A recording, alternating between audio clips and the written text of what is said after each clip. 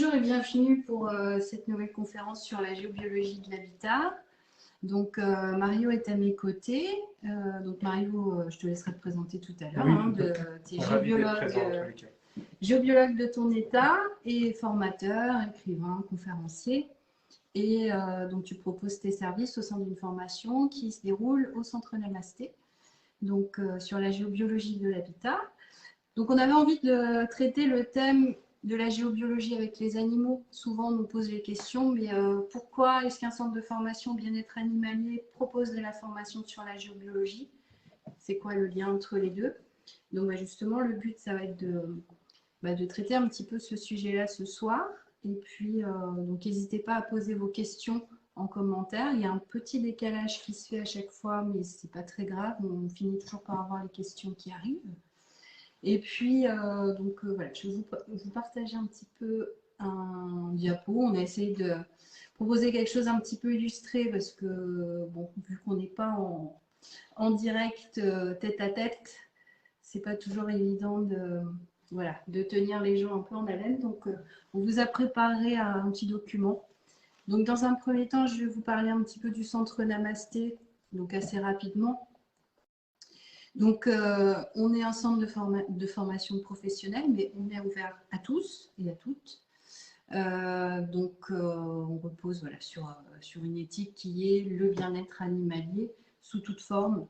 Donc, le but chez nous, c'est que nos formateurs cherchent toujours les meilleures informations, les dernières nouveautés. On est toujours en formation permanente pour apporter finalement les connaissances dernier cri, je ne sais pas si c'est le terme, mais on essaie vraiment de mettre l'animal au centre de notre monde et de se mettre à sa place. Et donc, justement, on va voir pourquoi la géobiologie a un intérêt aussi. Donc, on travaille un petit peu aussi l'aspect développement personnel et professionnel, puisque le but, c'est de former des professionnels du bien-être. Mais avant de s'occuper des autres, il faut savoir s'occuper de soi.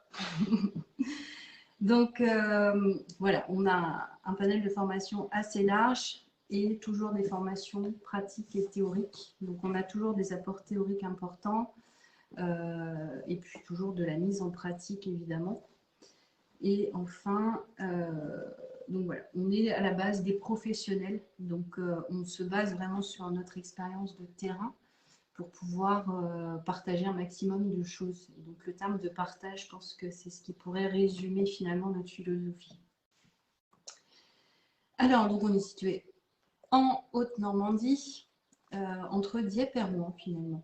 Donc dans un écrin de verdure à la campagne, au bord de la rivière, avec les animaux dans le jardin. Et donc voilà, un cadre qui est plutôt sympa pour venir se former. Et donc je vais vous parler rapidement de nos approches du bien-être. Donc on parle du bien-être du corps. Donc on a un panel de formations assez large. On a maintenant 16 ou 18 formations. Il y a plusieurs niveaux par formation. Donc on traite du bien-être du corps avec la relaxologie. Donc, c'est une approche vraiment par le toucher, le massage de l'animal. On travaille sur les remèdes naturels, donc tout ce qui se rapproche vraiment de la naturopathie, puisqu'on va proposer un cursus de naturopathe. Donc, c'est un gros morceau. On ne peut pas s'occuper du bien-être sans avoir de notions sur la santé. Donc, on propose des formations sur les pathologies, les techniques d'imagerie, histoire de comprendre en fait ce qui se passe au niveau de la santé pour pouvoir après se greffer et être le plus juste. Et l'anatomie, qui est finalement la base de beaucoup de disciplines. On propose une approche comportementale bienveillante. Donc, bienveillante dans le sens où on essaie vraiment de se placer dans la peau de l'animal. Donc, pour le moment, on travaille sur la psychologie canine. Donc, c'est une nouvelle. En 2022, on est en train de travailler, créer un nouveau partenariat pour proposer une formation sur l'éthologie du cheval. Et donc, on sera dans le même état d'esprit finalement. Se mettre dans la peau du cheval, tout comme on se met déjà dans la peau du chien pour comprendre en fait comment il perçoit son environnement et comment il peut interagir avec nous et comment nous, on peut se comporter de façon à être au plus juste et avoir une meilleure communication possible. Ensuite, on parle beaucoup d'intuition. Donc, la communication animale, peut-être que ce sera l'objet d'une conférence, on verra. Et puis, les êtres de la nature. Donc, les êtres de la nature, on a une passerelle qui se fait avec la formation en géobiologie, puisque certains êtres de la nature peuvent être également gardiens des lieux. Donc, voilà, on travaille justement à comprendre ce monde et essayer de communiquer avec ce monde. Ensuite, on a une approche sur l'émotionnel, donc avec les fleurs de Bach, l'EFT, donc qui sont vraiment à l'origine des techniques plutôt pour les humains, qui ont été transposées pour l'animal et pour lesquelles on a de très très bons résultats, avec un impact au niveau du comportement, parfois même au niveau de la santé. Donc un chien, un chat, un cheval, un mouton qui se sent mieux dans sa peau va être plus serein et du coup au niveau énergétique, au niveau santé, etc., il y a forcément une amélioration qui peut se faire. Et ensuite, donc, le corps énergie avec le magnétisme, le Reiki, la géobiologie. Donc là, on s'approche vraiment, on s'attaque vraiment à la partie invisible finalement du vivant, mais c'est pas parce qu'elle est invisible qu'elle n'existe pas, cette partie-là, et qu'elle n'a pas d'influence. Donc, quand on travaille en magnétisme ou en Reiki sur une personne, sur un animal, on voit assez rapidement des résultats, mais le lien va être important aussi avec son environnement. Si la personne ou l'animal évolue dans un environnement qui est pollué au niveau géobiologique, eh bien, on peut faire autant de soins qu'on veut, ça ne tient pas. La personne va se repolluer systématiquement dès qu'elle va être à la maison. Et puis après, donc, on propose un accompagnement évidemment du professionnel. Donc, on forme des accompagnants, donc on propose des techniques d'entretien dans la relation d'aide et le stage protection, connexion et intention permet de donner des outils vraiment pour être un accompagnant bien dans sa peau et qui va pouvoir aussi accompagner au plus juste en fait, apprendre à se positionner par rapport aux personnes qu'on accompagne, aux animaux. Et enfin, donc la création d'activités, où là, bon, c'est un module très administratif, où on apprend tout simplement comment fonctionnent les systèmes de l'entrepreneuriat, l'auto-entreprise, et puis voilà, on aide les stagiaires à se mettre le pied à l'étrier. Donc, on propose différentes formules, des formations qui vont être à la carte, donc chacun pioche un petit peu les thèmes qui l'intéressent. Et puis on propose aussi des cursus. Donc là, ça va permettre d'avoir une formation plus importante finalement, avec plus de modules qui permettront donc de valider finalement un diplôme plus général. Donc tel que naturopathe animalier, interprète animalier, magnétiseur, médiateur homme-chien et praticien au bien-être canin. Donc le naturopathe animalier, c'est la personne qui va charger justement de regrouper un maximum de cordes à son arc pour pouvoir accompagner sur le plan émotionnel, énergétique, sur le plan physique avec les soins corporels et puis tout ce qui est naturopathie, vraiment les remèdes naturels. L'interprète animalier, donc c'est la personne qui se spécialise dans la communication animale et donc qui va pouvoir être vraiment la passerelle entre le monde des humains, le monde des animaux, dans la communication intuitive. Le magnétiseur, bon, je pense qu'il n'y a pas besoin d'expliquer qui est le magnétiseur. Donc, il rééquilibre l'humain, l'animal, il harmonise tout le monde ensemble. Le médiateur homme-chien, donc c'est pas le comportementaliste, c'est vraiment la personne qui va aider l'humain et l'animal à se réharmoniser sur le plan de la communication, justement. Mais la communication plutôt dans la matière. Et puis le praticien en bien-être, donc c'est celui qui va apporter ces séances de relaxologie, EFT, etc. Donc voilà, pour nos cursus. Pour valider un cursus, donc, il suffit de suivre les stages imposés par le tronc commun. Donc, on propose finalement un panel de stages qu'on va pouvoir compléter avec des options au choix. Et puis, une fois que les personnes ont suivi l'ensemble des formations, donc on va pouvoir leur donner le diplôme qui porte l'intitulé, donc qu'on a vu précédemment, au choix. Donc voilà, et puis donc si on parle un petit peu de nos partenaires, donc Mario Enzo Loria, donc qui vient nous proposer la formation en géobiologie. Donc Mes Perles de Vie, l'ASPA Diepoise. Donc alors Mes Perles de Vie, donc c'est Cindy Chauche qui est maintenant formatrice indépendante, donc avec qui on a créé des partenariats. Donc, qui fait toujours partie de l'équipe Namasté, hein, bien évidemment. La SPA Diepoise, donc, qui nous reçoit régulièrement et on les en remercie pour leur ouverture d'esprit, pour toujours leur accueil super sympa, leur bienveillance nous permettent en fait de venir apporter nos séances de bien-être aux chiens, aux chats. Et donc, c'est un super échange à chaque fois. Les stagiaires sont toujours ravis. Et je pense que les animaux aussi sont contents de nous voir arriver. Et donc prochainement, donc voilà, je l'ai un petit peu teasé déjà. Horizon 2022, donc vous emballez pas, on n'a pas encore posé de date. On est encore en train d'élaborer le sujet, mais on travaillera donc avec l'association Équilibre et on sera accueillis au sein du centre équestre Les Crins de Verdure. Donc pour une formation en éthologie du cheval.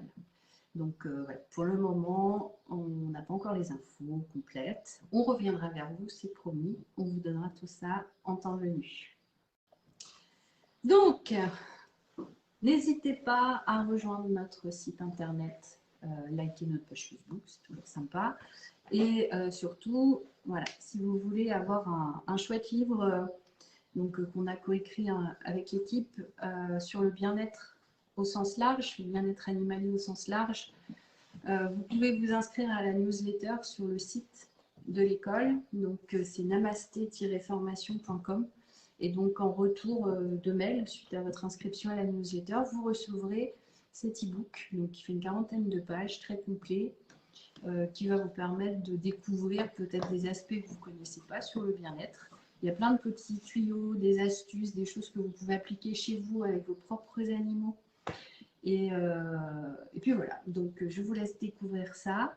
Et puis bon, on va pouvoir passer... Je me trompe ou c'est mon ami Pilou? C'est pas lui. J'ai reconnu, c'est pas lui? Il lui ressemble. Il lui ressemble beaucoup alors. Donc voilà, pour la présentation du centre Namasté qu'on avait un petit peu bâclé la dernière fois. Donc toutes nos excuses, voilà, c'est corrigé. Donc on va pouvoir passer à notre sujet du jour. Quel est le rapport entre la géobiologie et les animaux?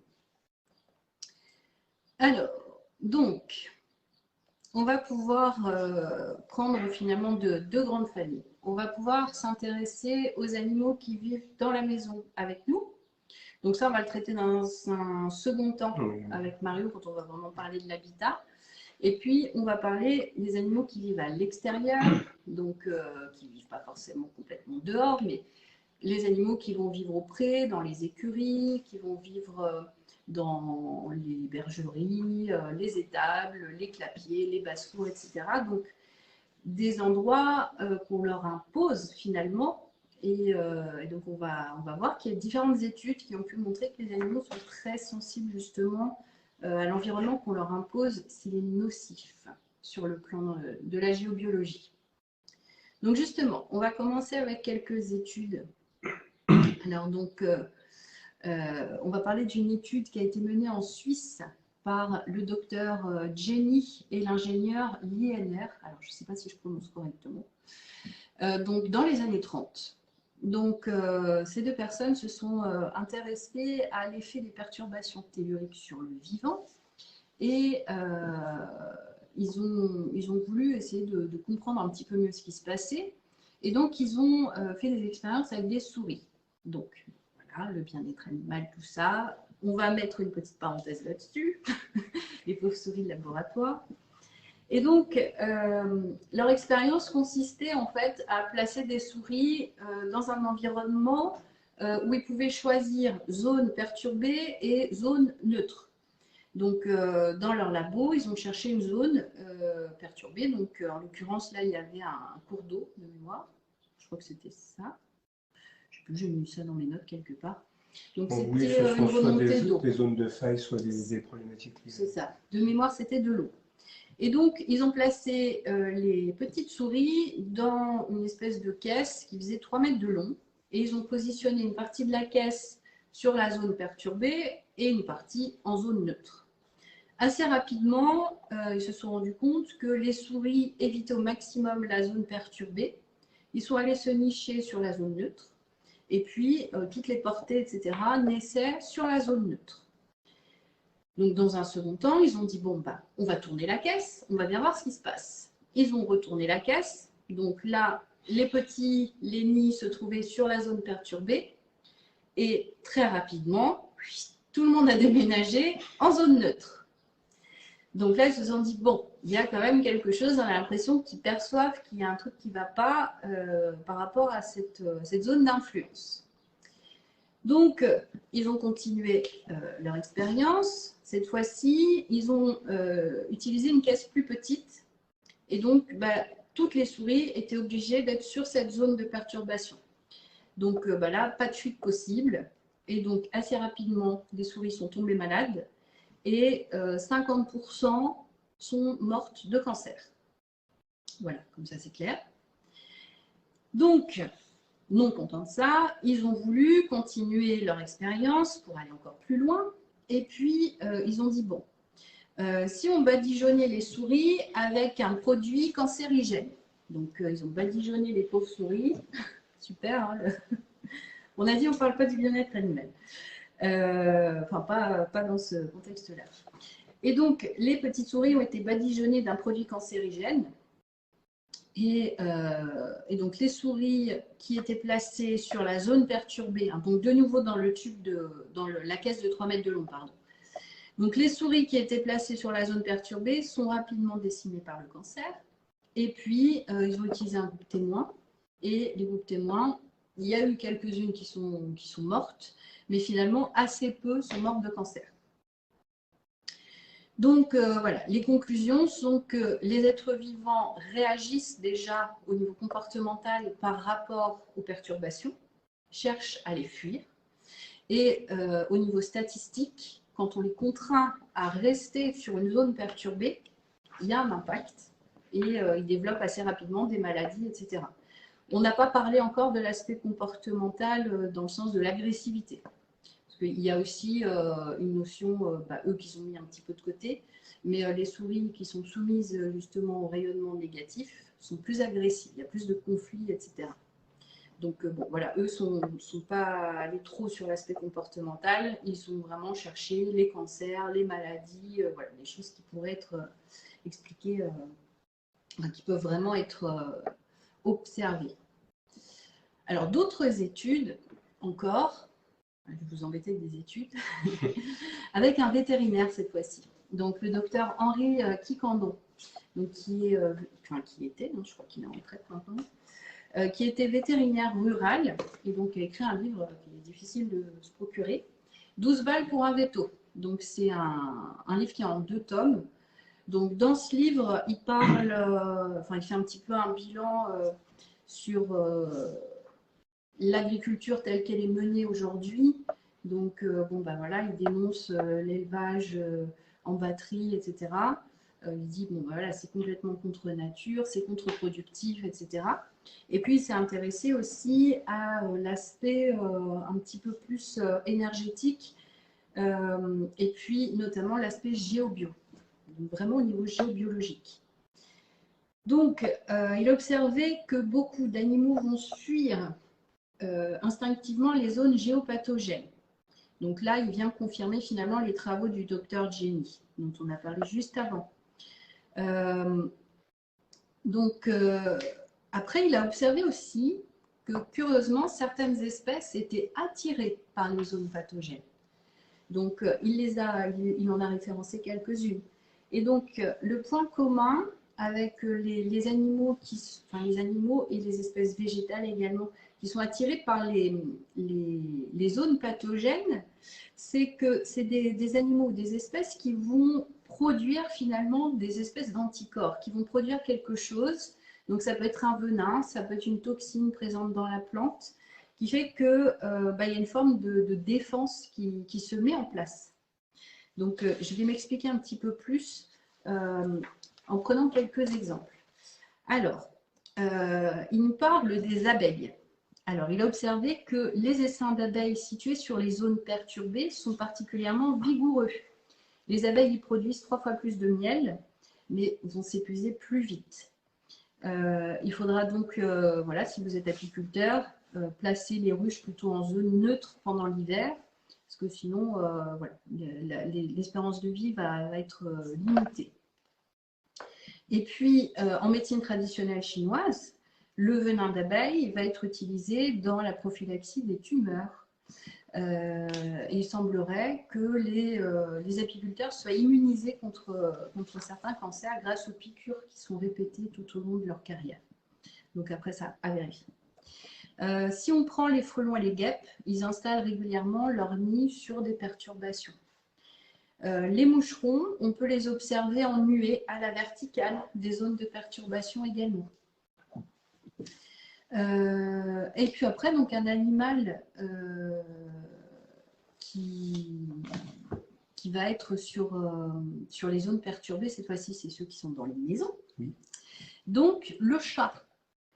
Donc, à la connaissance du docteur Quiquendone, toujours, c'est le seul animal domestique qui apprécie les croisements de veines d'eau souterraines, les croisements de failles et les croisements de réseaux. Donc, le chat n'y séjourne pas en permanence, mais c'est la zone où il va se recharger. Donc, en se rechargeant, il permet également du coup de neutraliser temporairement la zone. Donc, ce qui est plutôt positif pour les personnes qui sont sensibles à l'aspect négatif. Donc, il semble que la peau électrostatique du chat dégage un rayonnement qui soit à peu près dans la même fréquence que ces perturbations-là. Donc, voilà, ça c'est des espèces. Alors, je ne vais pas tous les lister, hein, il y en a plein. Intéressons-nous un petit peu plus aux espèces qui, elles, vont plutôt souffrir finalement des zones négatives. On va commencer avec les vaches. Donc, les vaches, il a été relevé par le docteur Quiquendone qu'elles souffrent fréquemment de mammites. Elles ont tendance à faire des fausses couches et auront un mauvais rendement laitier, donc quand les stalles sont perturbés. Ensuite, les chevaux. Donc, au niveau comportemental, on voit que les chevaux sont plus agités, plus excités, qu'ils trépignent, etc. Au niveau de la santé, ils vont souffrir d'asthme, auront tendance à avoir des rhumatismes et auront une faible résistance aux infections.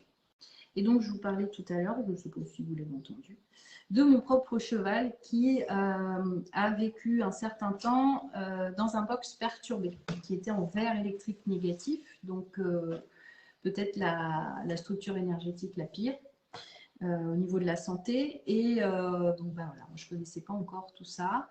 Et donc, il se trouve que mon cheval a développé une forme d'emphysème qui souffre de rhumatisme. Et donc, sur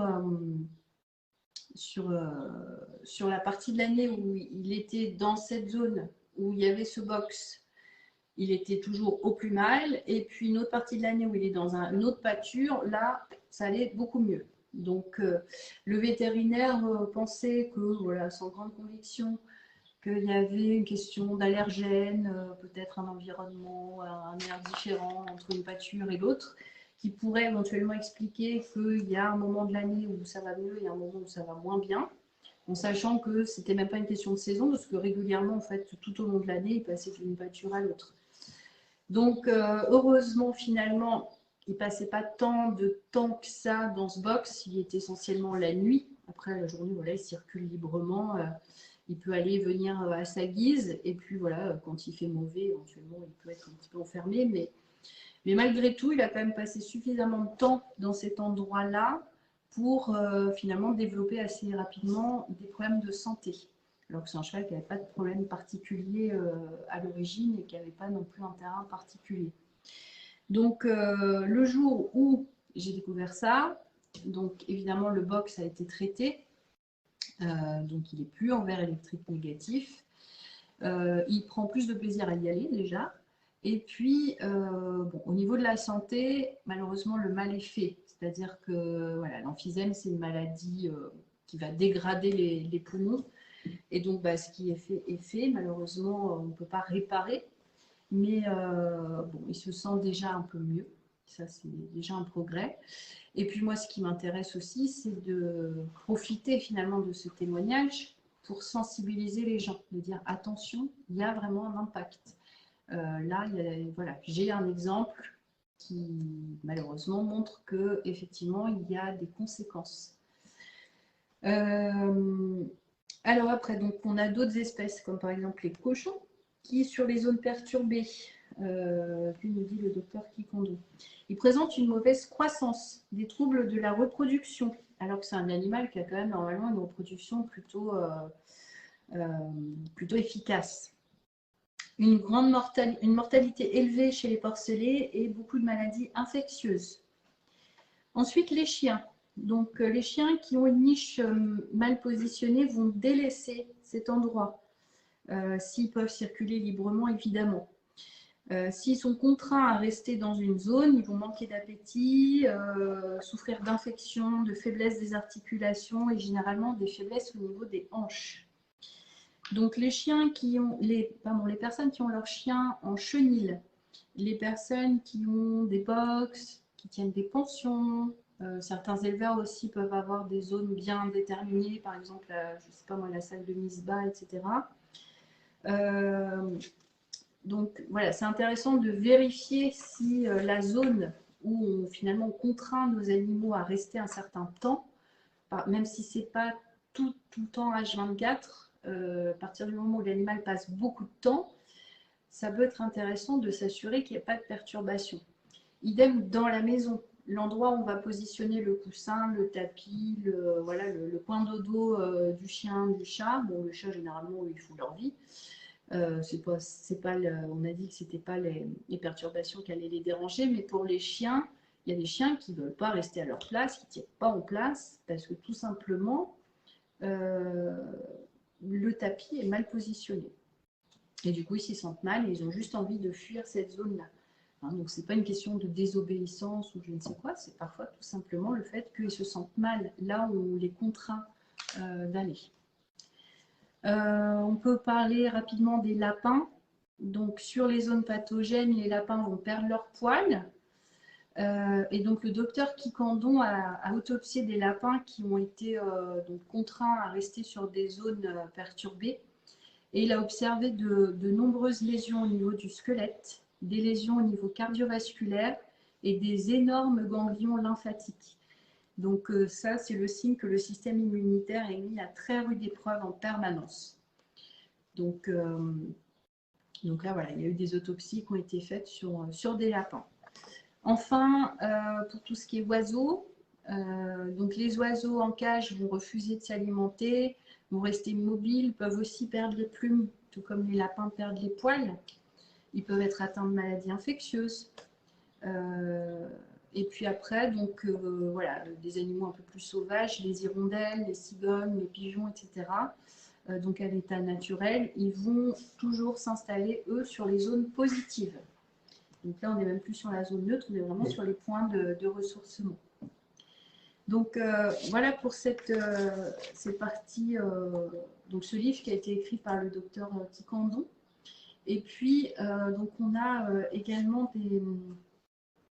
des recherches qui ont été faites, et puis des observations plutôt, par Joseph Birkner, donc qui est géobiologue, qui a lui-même été formé par Hartmann, donc voilà, qui est en ligne directe avec les pairs, on va dire, de la géobiologie contemporaine.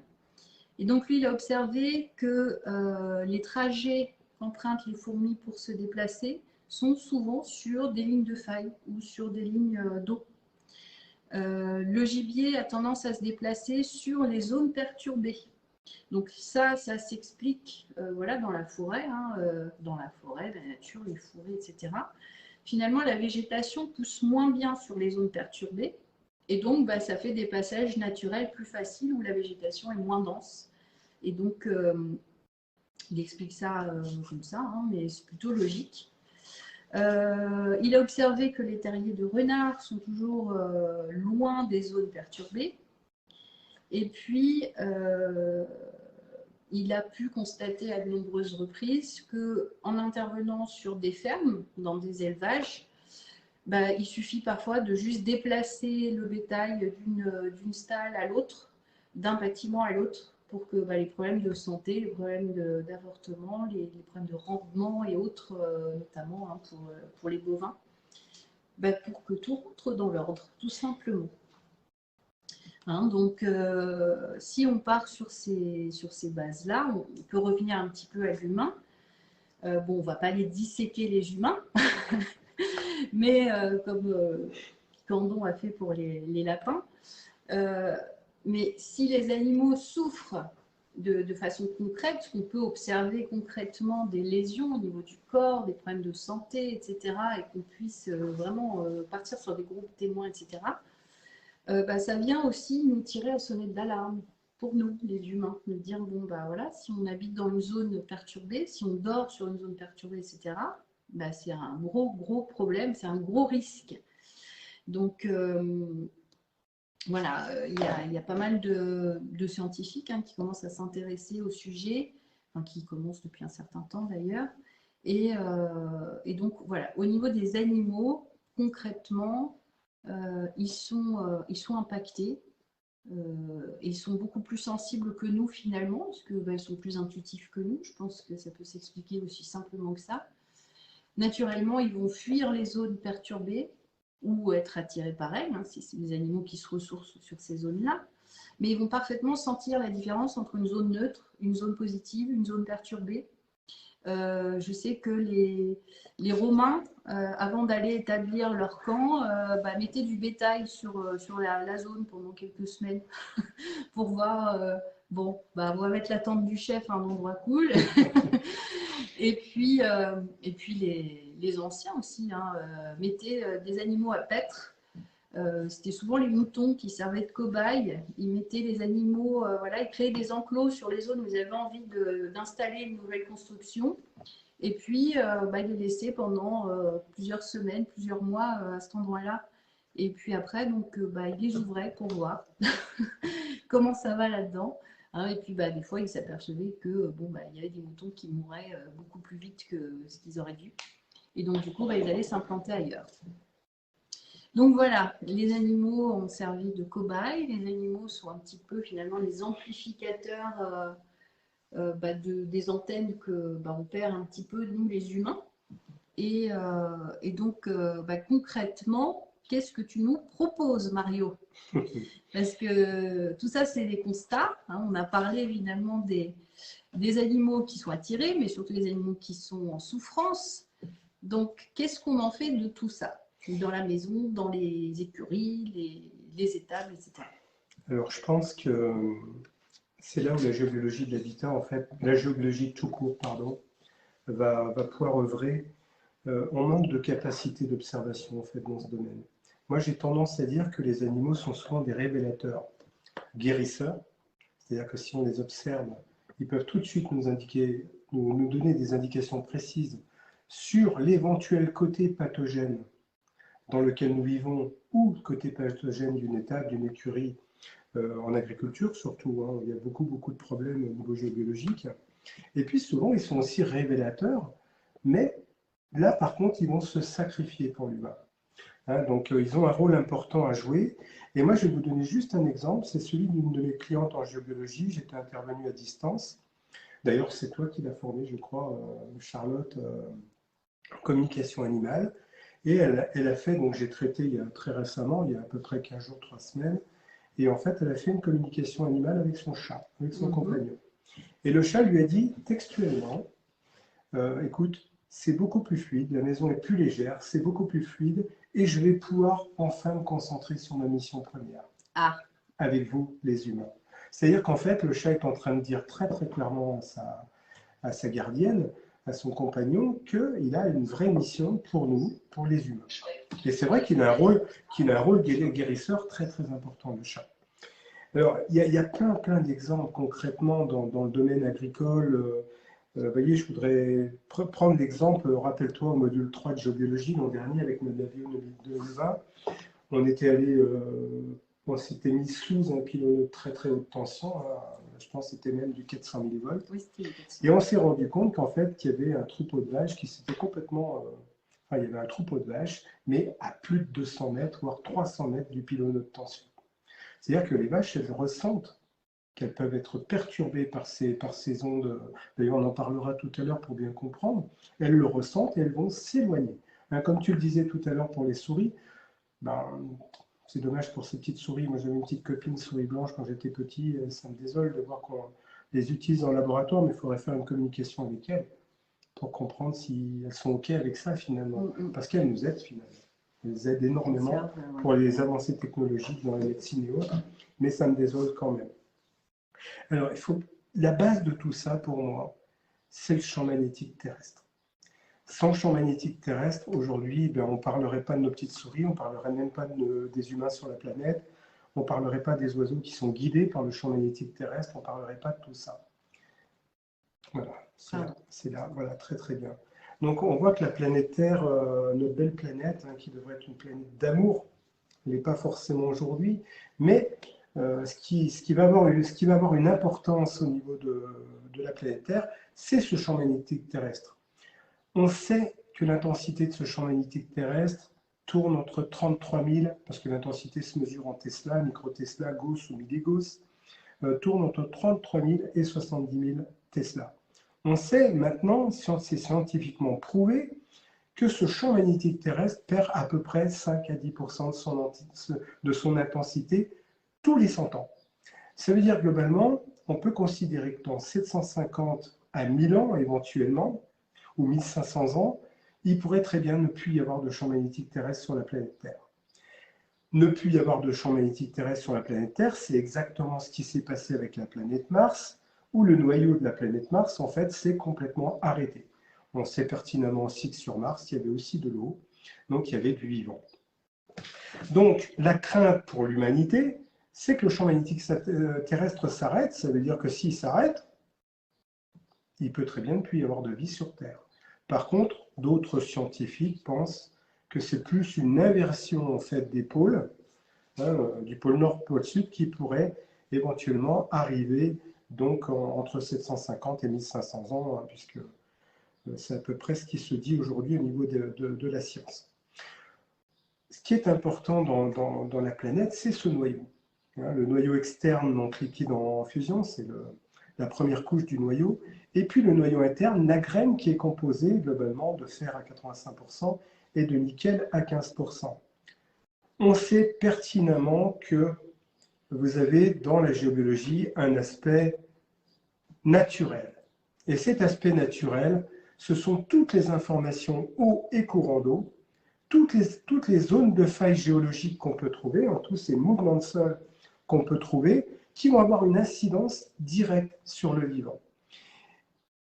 L'information eau et courant d'eau, il faut bien comprendre une chose, c'est comment fonctionne le champ électromagnétique, parce que c'est ce qui va avoir une incidence directe sur nos animaux, parce que les animaux sont beaucoup plus sensibles aux ondes électromagnétiques que le vivant lui-même, que les humains, entre autres. Et c'est vrai que pour ce qui est des animaux, l'analyse électrique d'un lieu va être beaucoup plus poussée. On va regarder de près, et là c'est vraiment la mission du géobiologue, regarder de près les prises de terre, regarder de près les défauts d'isolement, regarder les mesures du potentiel électrique de l'eau d'abreuvement. Pourquoi ? Parce que quand vous avez une information et courant d'eau en sous-sol, eh bien, c'est un champ électrique qui peut être mis au milieu. À partir du moment où vous avez un champ électrique, eh bien, et une induction magnétique qui se crée. Forcément. Donc, ces ondes électromagnétiques vont forcément avoir une incidence, non seulement sur l'humain, mais bien entendu sur nos animaux, sur nos compagnons. Alors, il y a plein d'exemples qui parlent du bien-être animalier et de l'impact que pourrait avoir le travail d'un géobiologue sur les animaux. Moi, je le vois très, très régulièrement. Je me souviens d'un cheval qui était très colérique dans une exploitation, et en fait, c'était même un haras en fait. Et en fait, ce cheval, je me suis posé la question. Je me suis dit, le cheval est colérique. Est-ce que là, il est révélateur, guérisseur peut-être de ce qui se passait sur son gardien, tout simplement, ou est-ce que c'est lié à des informations géopathogènes, là où il était, en fait, hein, dans son écurie? Et en fait, il y avait un peu des deux. Donc, un, il était révélateur, guérisseur, c'est-à-dire qu'en fait, c'est pas lui qui était colérique, c'était son gardien. Donc, il a fallu travailler en kinésiologie sur le gardien pour pouvoir traiter la colère du cheval, et en même temps, hein, ce qui a aussi développé ces problématiques émotionnelles, ce sont toutes les informations géopathogènes qu'on a pu trouver dans son écurie. Et sur le terrain, à l'adresse même de ce propriétaire, hein, de ce gardien. Donc oui, ça joue énormément. Alors l'information éco-rando, je voudrais y revenir pour vous expliquer un petit peu comment ça fonctionne. Quand on détecte une information éco-rando, bon là j'ai pris l'exemple d'une habitation, mais dites-vous bien une chose, c'est que hein, nos animaux se mettent souvent aussi sur des points, comme les chats, sur des points qui sont particulièrement pathogènes, rééquilibrants pour eux, mais pathogènes pour le vivant. Donc ils vont révéler aussi ces points-là. Et quand on détecte un point d'information éco-rando, en fait, on ne se rend pas compte que cette eau, elle peut être à une certaine profondeur. Et plus elle est profonde, plus elle va prendre 15 degrés, et plus l'information géopathogène, pathogène de cette information éco-rando sera importante dans la maison. Et là, on parle d'une eau souterraine qui n'est pas stagnante. Et dans le deuxième cas de figure, eh bien là, l'eau, elle devient stagnante et elle est, là j'ai pris un exemple à 1,80 m de profondeur. Autant vous dire que sur ce lit-là, je pense qu'un chien ne viendrait jamais se poser. Peut-être que le chat viendrait se poser sur ce lit, mais c'est tellement pathogène d'avoir une eau stagnante en sous-sol, là où est une chambre, qui plus est, qu'un animal ne viendrait pas s'y frotter. Par contre, ben, comme on est souvent incapable d'observer les choses, en incapacité d'observer les choses, et que souvent on se coupe nous-mêmes, nous humains, de nos ressentis physiologiques, eh bien, on ne va pas ressentir ce côté pathogène. Et là, sans le passage d'un géobiologue qui peut affiner son expertise géophysique en montrant l'importance que peuvent avoir ces informations pathogènes pour le vivant, eh bien, on est en difficulté de savoir ce qui se passe. Donc, on va aller vers des maladies cardiovasculaires, on va aller vers des problèmes d'insomnie, on va aller vers des problèmes beaucoup plus importants. Et Charlotte, qui parlait tout à l'heure du verre négatif électrique, ouais, qui est vraiment l'énergie la plus nocive qui soit, mais là, ça nous emmène directement vers de la dégénérescence et vers des maladies très graves, comme le gène du cancer, entre autres.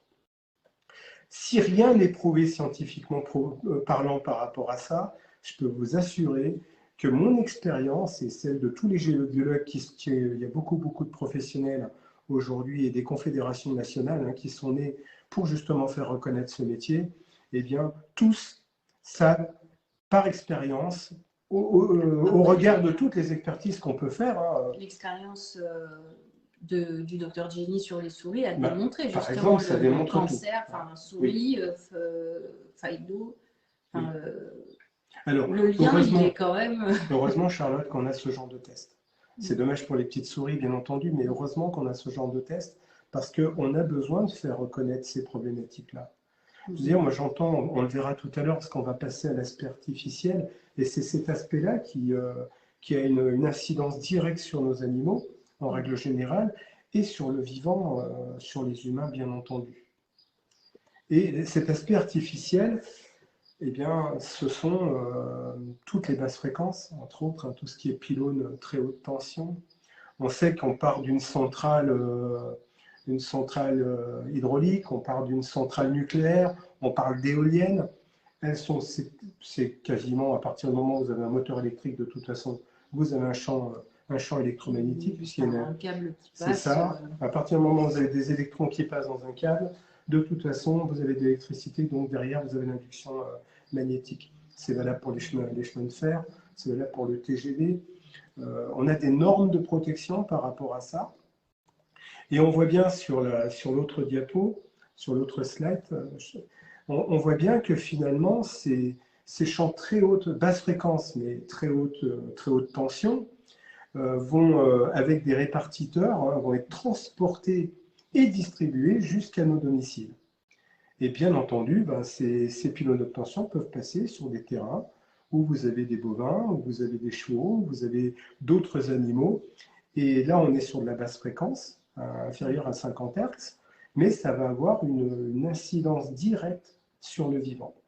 Et ça, on l'a quantifié justement. Hein. Le docteur Quiquendon, le vétérinaire, hein, l'a remarqué sur les pâtures, parce que malheureusement, il y a énormément de pâtures qui sont juste sous des pylônes à obtention, tout de suite, hein. Des champs dans lesquels on peut avoir des éoliennes, etc. Parce que bon, c'est les zones non habitées, mais qui sont quand même habitées par des animaux, qui sont occupées par souvent des vaches, des chevaux, parfois des moutons, ça dépend un peu des régions. Mais voilà, nos animaux d'élevage sont soumis à ces champs importants et on peut quantifier justement des pertes sur les rendements parce que d'une pâture à l'autre, alors c'est pas que la qualité du sol ou de l'air ou quoi, hein, d'une pâture à l'autre, ben voilà, les vaches vont être soumises à ce champ électromagnétique, auront des moins bons rendements laitiers, auront des fausses couches, auront des problèmes de fertilité, etc. Et tout ça, ça a été quantifié. Donc, on n'est pas juste dans le « ouais, on dit que ». Il y a vraiment des choses qui ont été posées. Oui, d'autant plus que ces champs basse fréquence ou haute fréquence, qu'on verra tout à l'heure avec la téléphonie et toutes les technologies nouvelles, vont se cumuler à des informations écorando des sources d'eau, des sources aveugles, des sources, des eaux souterraines, des nappes phréatiques, vont se cumuler aussi aux failles géologiques. Hein, parce qu'une faille, le problème d'une faille, c'est que le rayonnement gamma, il remonte à l'endroit où on détecte la faille. Et là, par contre, il est très virulent, très pathogène, mais à l'endroit où on le détecte. À la différence de l'eau, où là, l'information peut, en fonction de la profondeur de l'eau, sera beaucoup plus diffuse. Alors, ces champs basse fréquence, on les mesure. Et là, ce que je voudrais vous alerter quand même sur un point, c'est les valeurs que je vous donne là, qui sont les valeurs du rapport Bioinitiative, par rapport à l'OMS, entre autres, et l'ICNIRP. L'OMS, par exemple, pour le champ électrique, eh bien, pour eux, c'est normal, à partir de 5000 volts par mètre. La valeur que je vous donne là, qui vient du rapport Bioinitiative, c'est 0,2 volts par mètre. Je peux vous assurer que ça fait toute la différence. À 20 cm de la mesure, c'est ça? À 20 cm de la source? C'est ça? Là, on est sous le champ électrique, en fait. Oui, on est sur le champ électrique. Pas dans l'habitat, on est sur l'extérieur. Mais ça peut être dans l'habitat. Hein. Ces valeurs-là sont valables dans l'habitat, parce que si vous avez un pylône de tension à 50 mètres de votre maison, forcément que ça aura une incidence sur vous. Et puis le champ magnétique, donc comme on a un champ électrique, on aura forcément un champ magnétique. On le donne souvent inférieur à 10 nanotesla. Moi, je vais le mettre inférieur à 20 nanotesla. C'est juste ma convention, mais de toute façon, pour l'OMS, on est à 10 000 nanotesla. Vous voyez que la différence, elle est là, elle est importante. Et puis, vous avez tous les champs haute fréquence. Et là, on a commencé par installer de la 3G, ensuite on a installé de la 4G. Ça ne suffisait pas, il faut aller toujours plus vite, hein, pour les technologies. Donc, on installe depuis juillet 2020 en France la 5G, et on parle déjà de la 6G et de la 7G. Avec déjà un impact sur les animaux. Hein. Mais un impact hyper important sur les animaux. Beaucoup d'oiseaux meurent à proximité des antennes 5G. Hein. Je vous dis, les animaux, pour moi, sont beaucoup plus sensibles. Nous, l'humain, on se coupe des fois de nos sensations. On se coupe de nos ressentis. C'est-à-dire qu'il y a quelque chose de pathogène, certaines personnes ne les ressentent pas du tout. Ça ne veut pas dire que ça n'agit pas. Et ça ne veut pas dire que ce n'est pas pathogène. Mais il y a 92% des hommes, par exemple, qui sont dans une structure énergétique jaune-magnétique. Et c'est une structure, en fait, c'est scientifique, c'est mentaux. C'est plus l'hémisphère gauche, hein, où là on est carré, c'est analytique, à la différence de l'hémisphère droit, ou pour les femmes en général qui utilisent un peu plus leur hémisphère droit, on est plus dans le ressenti, l'intuitif, vous voyez le côté créativité. Eh bien, dans ces 92%, on a beaucoup de cartésiens, de très cartésiens, qui se coupent complètement de leur ressenti. C'est-à-dire que s'ils sont installés sur une problématique très pathogène, en dormant, parce que c'est là où on est le plus vulnérable, hein, dans un habitat, et c'est vraiment préserver le sommeil qui est important pour nous, géobiologues, et c'est là pour les animaux, bien entendu, eh bien, ils ne vont pas ressentir ce côté pathogène. Donc, ils vont être installés sur un point étoile, c'est-à-dire une combinaison de plusieurs informations géopathogènes. Ils vont avoir une antenne relais à 200 mètres de leur maison, et Ils ne vont pas comprendre pourquoi ils ont des acouphènes toute la nuit, et pourquoi ils dorment mal, et pourquoi ils ont des maux de tête en se réveillant le matin, et pourquoi ils récupèrent mal de leur nuit de sommeil. Le taux de régénération nocturne pour un humain comme pour les animaux est important dans une maison, est important dans une étable, est important dans une écurie. Donc ça a notre importance, et on voit que là, ça se mesure pour le champ électrique, c'est 6,1 millivolts, bien entendu, par mètre pour les champs haute fréquence. Votre micro-ondes, c'est un champ haute fréquence, il faut bien comprendre. Voilà. Ça a son importance. Alors, on va parler des champs électrostatiques, parce que dans l'air, on parle beaucoup d'hygrométrie de l'air. Vous savez, si vous êtes en une exploitation agricole qui a un taux d'hygrométrie qui dépasse les 92%, il faut s'inquiéter. Il faut s'inquiéter pour nos animaux, mais il faut aussi s'inquiéter pour les humains qui vivent dans cette exploitation-là. Parce que là, on est en danger. Hein. Je rappelle qu'un champ, beaucoup d'eau, c'est beaucoup d'ondes électromagnétiques en fait, qui vont se dégager de ce champ électrique, qui est dégagé par l'eau, par l'information en eau. Donc ça peut avoir son importance. On a une ionisation de l'air aussi qui est importante. L'hygrométrie moyenne dans un habitat doit être entre 50 et 65%. Au-delà, ça devient très pathogène. En dessous, eh bien, il faut utiliser des ionisateurs d'air, hein, je pense, pour pouvoir ramener, ou des humidificateurs plutôt, pour pouvoir ramener cette hygrométrie entre 50 et 65%. Quand vous êtes dans la campagne, moi j'arrive de ville, j'arrive de Lyon, et quand je suis à la campagne, vous voyez, par exemple, je suis parti de Paray-le-Monial, qui est une petite ville de 10 000 habitants quand même, et juste en sortant de la ville, j'ai une biche qui a croisé ma route. Et moi, je me suis dit, waouh, on n'en voit pas toujours, surtout en pleine ville. On a peut-être plus de chances de voir une biche à la campagne finalement. Mais quand on est à la campagne, il faut bien comprendre que l'air, elle est électrisée, que vous avez des ions positifs dans l'air qui sont mauvais pour le vivant. Je suis désolé, le côté positif, ça devrait être bon, maintenant ce n'est pas le cas. Et puis vous avez des ions négatifs, ces fameux électrons, qui nous apportent énormément de bien-être. C'est-à-dire que quand on prend des ions négatifs dans la nature, près des cascades, près de l'eau, eh bien les forêts, les bois, les rivières, la mer, l'océan, eh bien on va récupérer ces ions négatifs et ça va permettre de purger une partie des ions positifs. Ce que nos agriculteurs faisaient très bien avant, en fait. Les animaux font très bien cette purge des ions positifs, puisqu'on passe ces chaussures très très modernes aujourd'hui qui nous empêchent de purger nos ions positifs. Donc ça a son importance. Notre prise de terre naturelle. Voilà. Oui, et la prise à la terre, hein, parce que la prise de terre électrique, ça c'est une chose, oui, c'est important. Notre prise à la terre à nous, notre connexion à c'est ça, notre connexion à l'énergie tellurique est hyper importante. Parce que avoir une bonne prise à la terre, c'est être de bonne humeur, c'est être en bonne santé, c'est éviter les problèmes de migraine, enfin, tout ce qui est maux de tête. Notre anti-inflammatoire naturel. Et ça remonte notre système immunitaire. Aujourd'hui, on a besoin que notre système immunitaire soit au plus haut. Donc forcément, ces champs électrostatiques, on voit là, c'est la ville de Lyon, hein, sur l'image du bas, et on voit bien que dans cette ville, on peut éventuellement récupérer des ions négatifs quand on est au bord sur les quais du Rhône, par exemple, hein, parce que là, on est proche de l'eau, donc c'est intéressant. Mais dès qu'on revient chez soi, dès que je reviens chez moi, moi j'ai la chance d'avoir un parc boisé dans ma résidence, mais là, je prends que des ions positifs. Et ça, c'est important. Et nos animaux vont aussi avoir besoin de récupérer un maximum d'ions négatifs. Et les ondes électromagnétiques, tous ces ions positifs qui sont récupérés malheureusement par toutes ces ondes électromagnétiques ne vont pas les aider. Alors voilà, on voit plutôt les ions négatifs, hein, l'importance de se retrouver proche de la nature, c'est hyper important. Voilà. Et on va parler de l'aspect subtil, parce que Luc Leroy et Stéphane Demey, qui sont géobiologues en agriculture, spécialisés dans la géobiologie en agriculture, savent pertinemment que vous avez des réseaux aujourd'hui sur lesquels il est bon d'être pour se ressourcer. Et les abeilles, par exemple, si on peut mettre les ruches sur des réseaux Perret, hein, le fameux réseau sacré, qui est le seul réseau cosmique, eh bien, elles vont avoir un meilleur miel. Alors moi, j'ai appris récemment, en fait, qu'une abeille vivait à peu près 40 jours pour faire, pour faire à peu près une cuillère de miel, hein, si j'ai bien compris. Un petit peu plus. Un petit peu plus quand même. D'accord. Sur une espérance de vie assez courte, oui, selon la saison. Selon la selon saison. la saison, D'accord. selon la Très bien. zone. Très bien.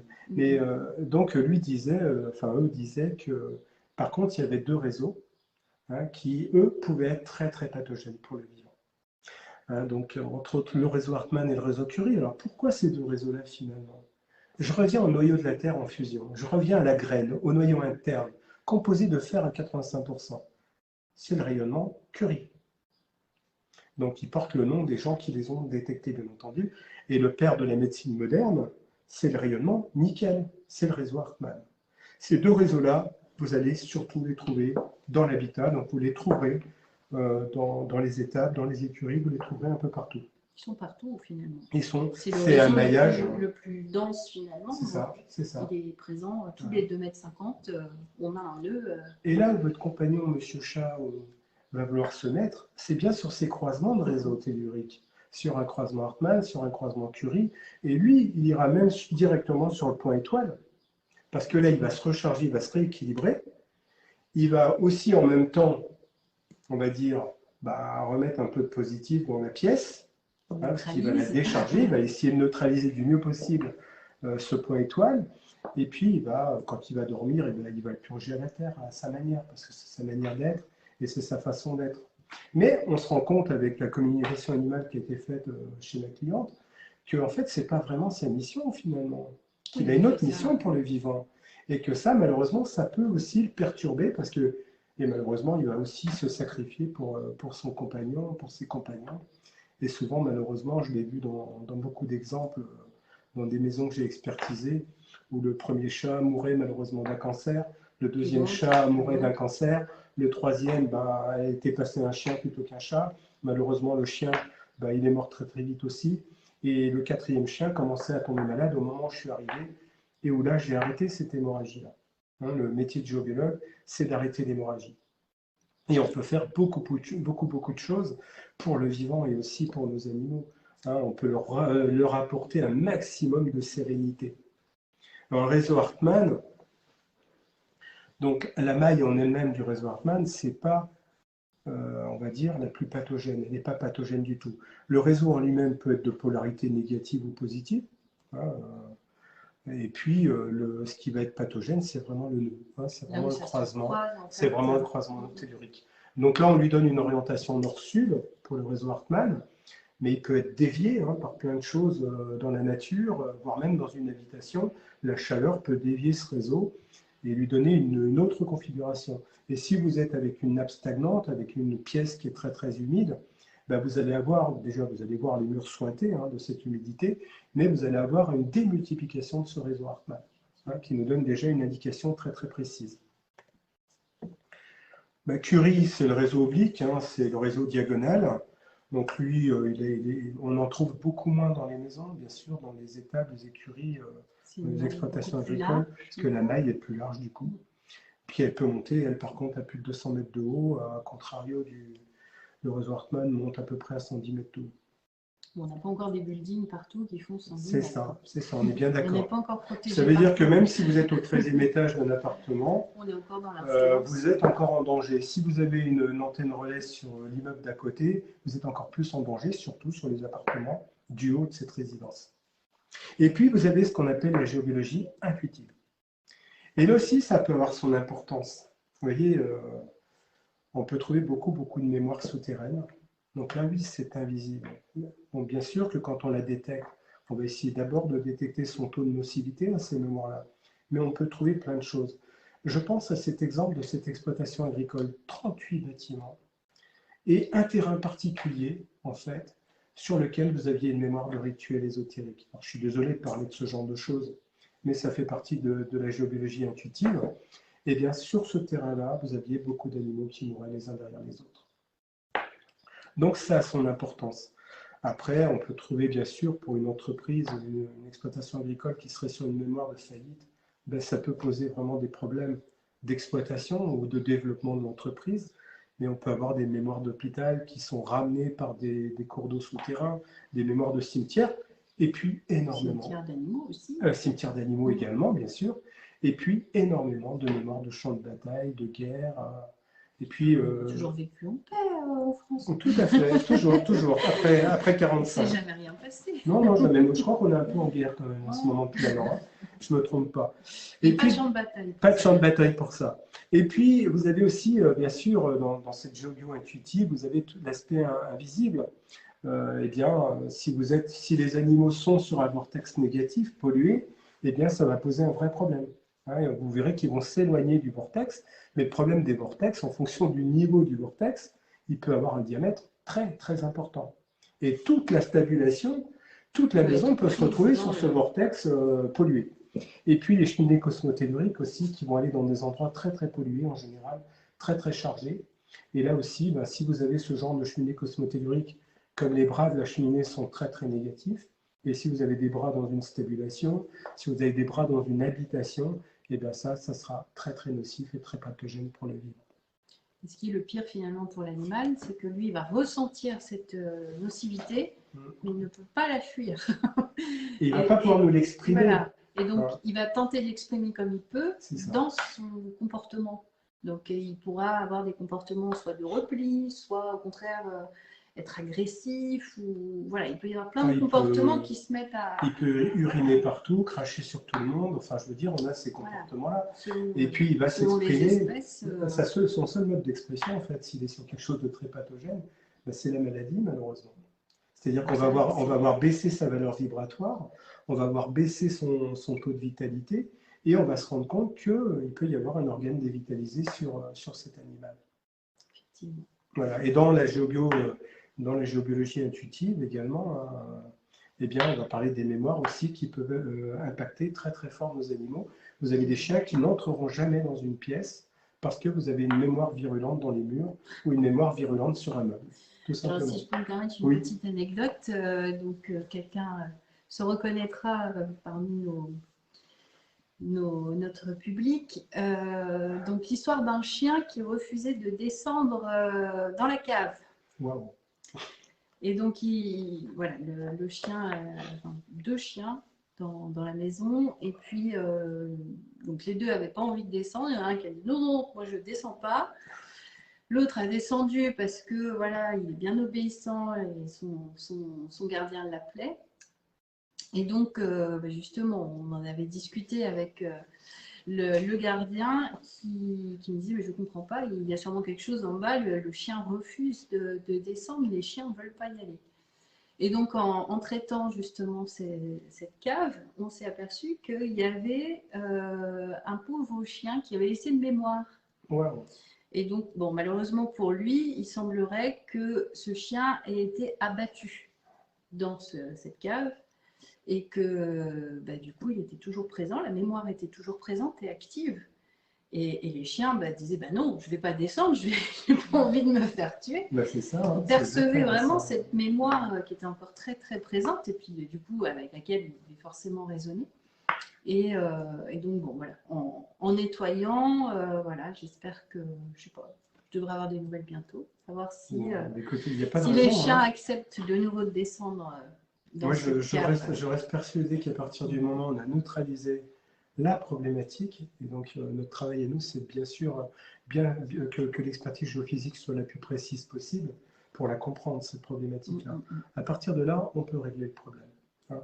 Si on n'a pas, c'est comme une personne qui a une douleur à l'épaule et qui ne comprend pas d'où elle vient. Et les ostéopathes n'arrivent pas à soulager cette douleur à l'épaule. Mais c'est juste parce qu'à un moment donné, la douleur à l'épaule, elle réveille juste quelque chose. Elle réveille un trauma racine. Et si on ne va pas chercher ce trauma racine, si on ne va pas chercher la problématique précise, on ne pourra pas régler la douleur à l'épaule, on ne pourra pas libérer la personne de cette douleur, comme on ne pourra pas libérer nos animaux de leurs problèmes. Et moi, je reste sur cette dernière image, en fait. Et moi, je dis, si vos chiens, un jour, vous les voyez tous courir dans le même sens, et je voudrais finir par ça, parce que les chiens sont très, très intuitifs, eh bien, prenez votre voiture et suivez-les. Bon, sauf s'ils courent après le facteur. Sauf s'ils courent après le facteur, non, il ne faut pas. Il faut retenir le chien le mieux possible. Pour facteurs, mais ils sont très intuitifs, effectivement. Je plaisante avec ça. Non, mais les facteurs, ils ont renforcé les fessiers de leurs vêtements, en fait, pour pouvoir, bien sûr, pour prévenir à ce genre de choses, en fait. Après, il faut demander peut-être aux chiens pourquoi ils n'aiment pas les facteurs finalement. Ah, bah ça, Peut-être qu'ils alors ça, c'est apportent un trop de autre mauvaises nouvelles, sujet. c'est un autre sujet. Mais enfin, Pourquoi est-ce que... oui, parce que le chien ressent très très fort l'arrivée par exemple d'un tremblement de terre ou d'un tsunami. Et par contre, à la différence du chat, donc lui, il ne se mettra pas sur les zones pathogènes, hein, c'est pas son truc, donc il ne descendra pas dans la cave, ça c'est sûr, il l'a ressenti tout de suite. À la différence du chat qui, lui, bien sûr, pour des raisons d'équilibre, entre autres, va s'installer. Et regardez comme il est mignon, ce petit chat. Hein, il donne envie, il nous donne envie, en fait, de pouvoir de le câliner, mais H24, quoi, hein, je crois. Voilà. Regardez la petite bouille de ce petit pépère. Oui, tu les as bien choisis. Ils sont adorables. Donc, voilà, je ne sais voilà. pas si vous avez des questions, peut-être. Alors, je ne sais pas trop si on a des questions. A priori, pas trop de questions ce soir. Alors, si peut-être...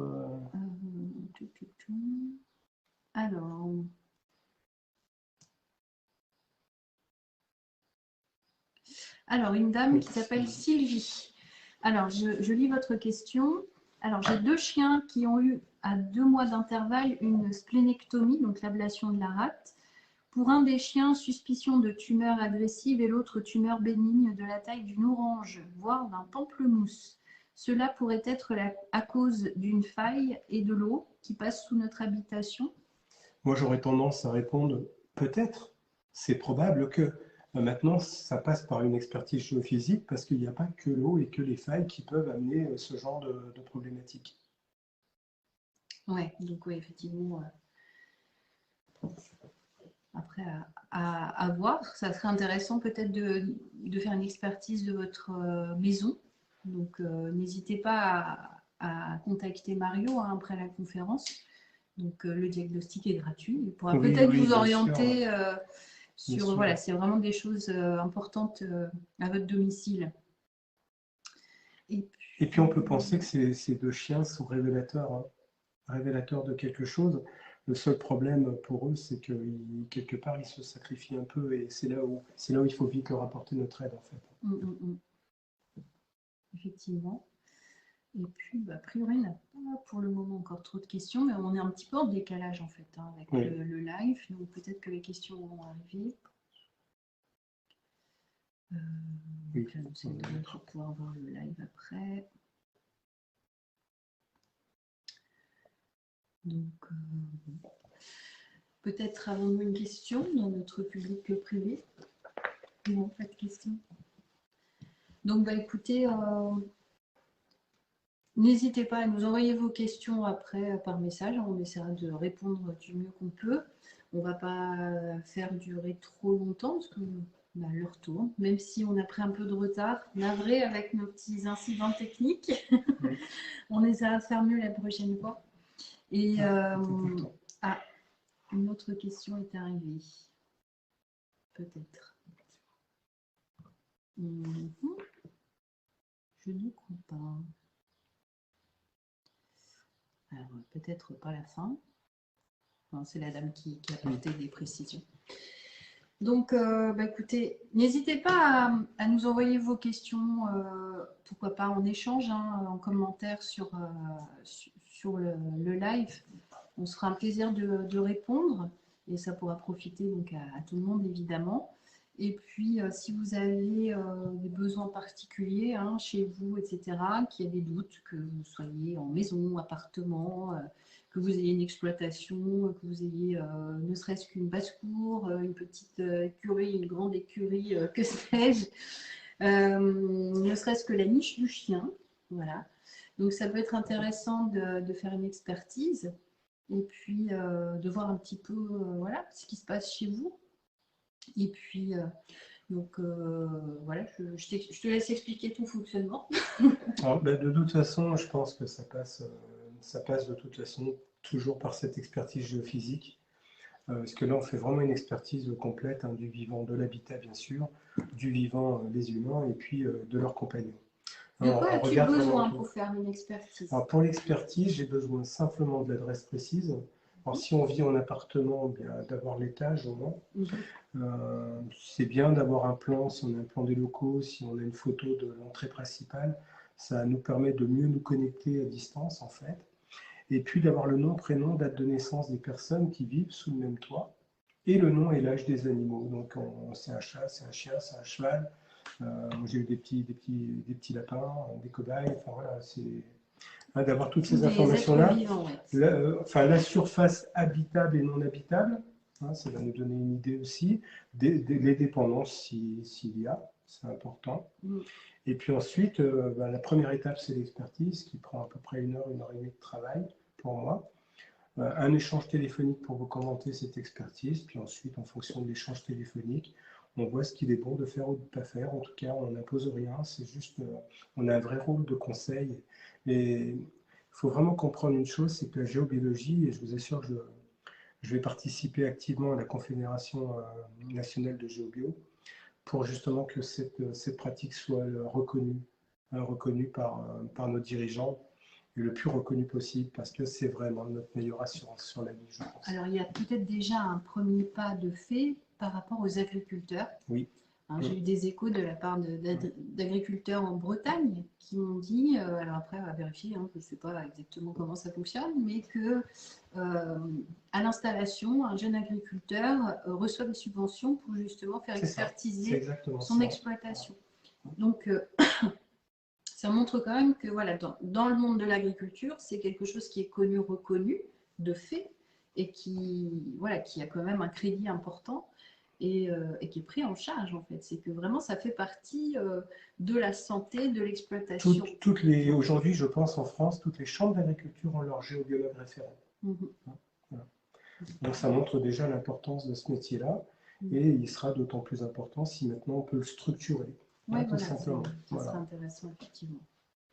Et donc alors voilà, donc ton expertise, tu l'as fait gratuitement, et ensuite une fois que tu as eu l'échange avec les personnes sur ton bilan, les personnes font le choix. Il y a une notion importante, c'est la manière dont on traite après. Donc forcément, quand je reviens souvent, et je suis ravi de revenir d'ailleurs dans cette région que j'adore, et soit ça sera un traitement physique, bien entendu, ou alors c'est un traitement à distance. Moi, je travaille dans toute l'Europe aujourd'hui, quasiment, j'ai des références européennes. Je viens d'avoir ma première référence aux États-Unis il y a quelques semaines, quelques mois. On va ouvrir le Canada bientôt. Je viens de traiter un appartement au Luxembourg. Donc, je vais ouvrir la Suisse bientôt aussi. Voilà, on peut traiter à distance. C'est une question de capacité vibratoire. C'est vrai que moi, 5 ans en arrière, traitement à distance, je ne voyais pas trop comment on pouvait traiter à distance. Après, les événements l'an dernier, au printemps surtout, ont fait qu'il fallait aussi m'adapter pour pouvoir continuer à travailler. Donc, j'ai mis en place, sans parler de protocole, mais une pratique très très précise pour le traitement à distance.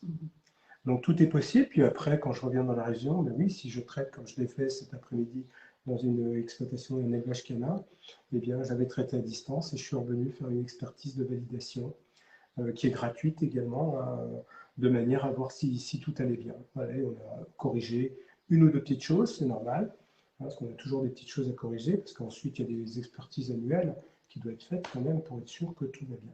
Voilà. Ça marche. Ok. Ben, en tout cas, merci pour ce moment de partage. Oui, et puis, donc j'espère que le but est atteint, que vous voyez un petit peu mieux maintenant le lien entre justement la géobiologie et le monde des animaux, que ce soit nos animaux de compagnie, les animaux d'élevage, les animaux qui vivent à l'extérieur, mais qui restent quand même nos captifs.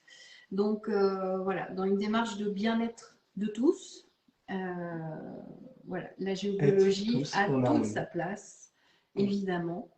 Donc voilà, une question importante qui vient d'être traitée. Et donc on espère vous retrouver prochainement pour une autre conférence sur un thème à déterminer, on verra, selon l'inspiration. Et donc à nouveau, n'hésitez pas, hein, si vous avez des questions, vous pouvez toujours les ajouter en commentaire et puis on les traitera assez rapidement. Donc voilà, merci, bye bye. Bye bye, à plus.